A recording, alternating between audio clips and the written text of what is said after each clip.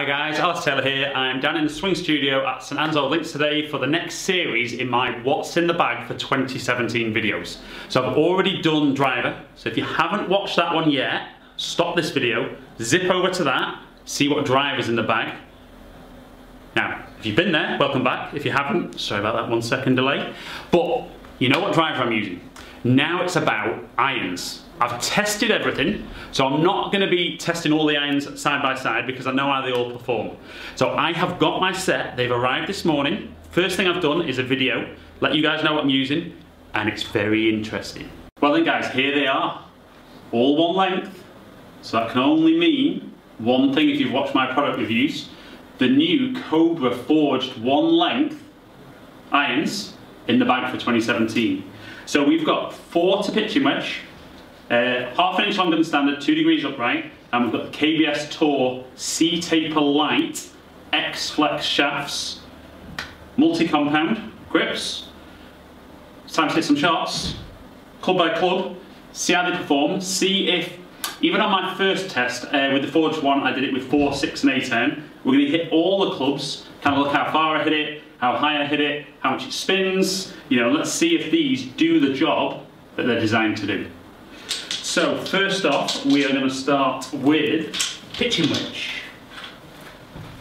Does make it difficult picking them when they're all the same length as well. But pitching wedge, first off, going to hit 10 shots with each iron, but I'm only going to hit 1 on camera so you guys can see a little bit of ball flight, otherwise it'll be an hour-long video. But 10 balls with each one, give you some averages to see how these perform. Like I said, pitching wedge first off, GC2, I'm in the swing studio at Old Links obviously, and we're using the Tireless Pro V, the new one for 2017, for the ball data. So pitching wedge, off we go.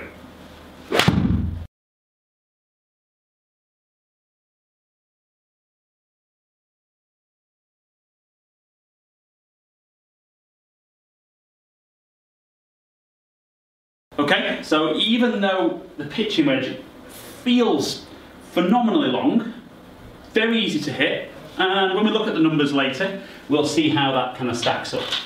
So we're going to switch from wedge to 9-iron. Again, still feels very, very long. It is just the same length as my 7-iron, but it just, because I'm used to that 9-iron being shorter, feels very long. So 9-iron, off we go.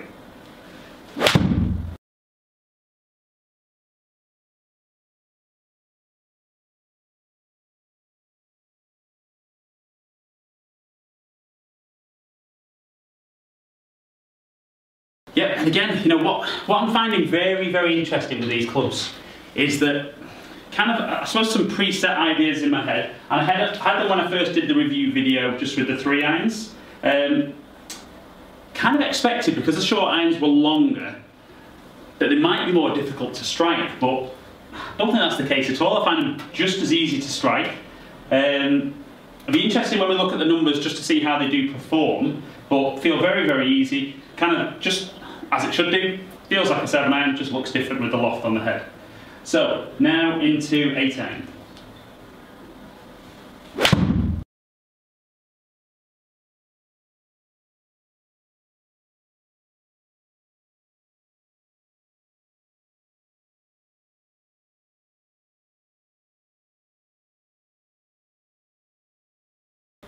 And onto 7-iron. So this just feels normal, because predominantly it is normal for me.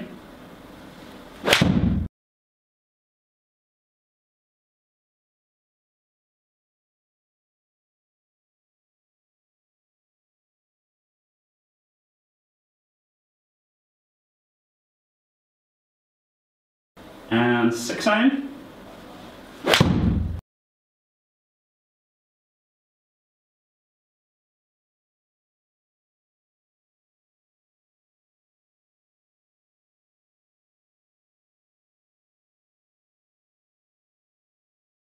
And 5-iron. Now they're starting to feel short. Again, I know they're the same length.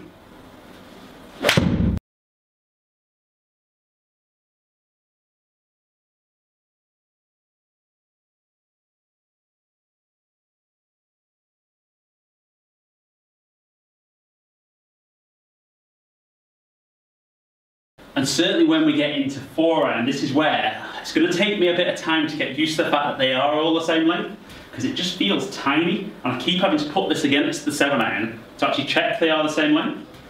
But 4-iron, last one.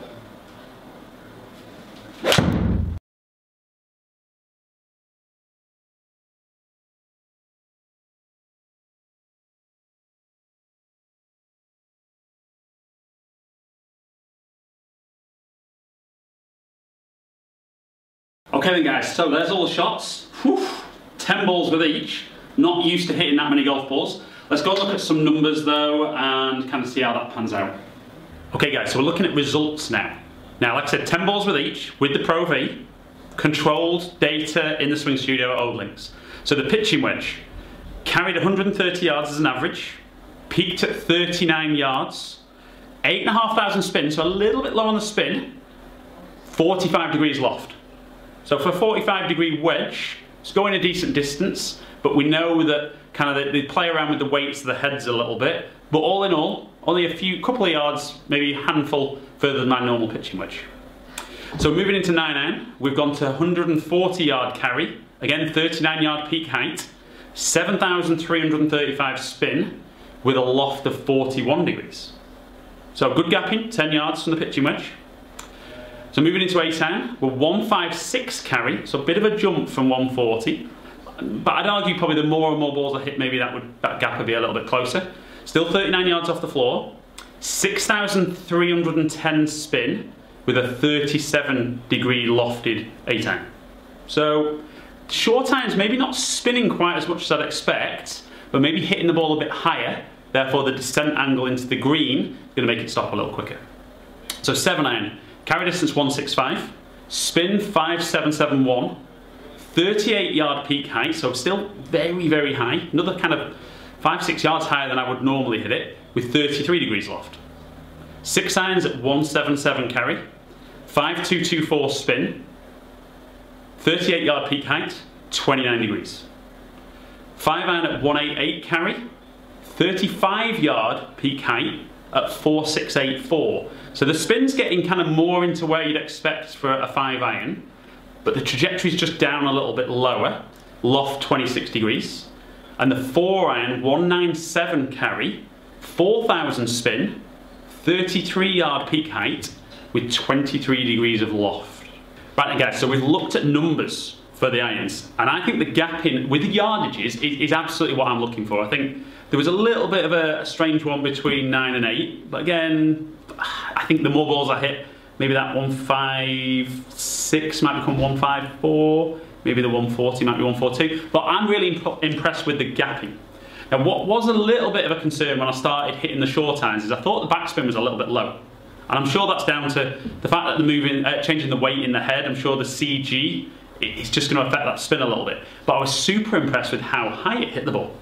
And as we moved through the irons down into the longer irons, we kind of saw a slightly lower flight, still high enough, I'll stress that, still high enough to stop it, but we saw the spin. So I don't know whether it's just me, the way I'm swinging it, or just the fact that the clubs are designed in that particular way, but you're getting the stop with the short irons through extra height, and yet with the long irons, you're not getting it as much height, but you're getting more of a true backspin reaction.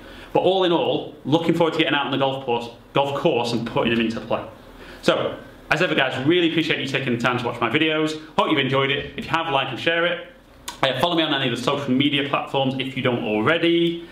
Subscribe to the channel. Obviously I've done driver and irons, so what's in the bag? Lots more coming. Need fairway woods, need wedges, need putter, need ball, need a bag. Hopefully catch up with some of you guys down there in the future. Stay in contact.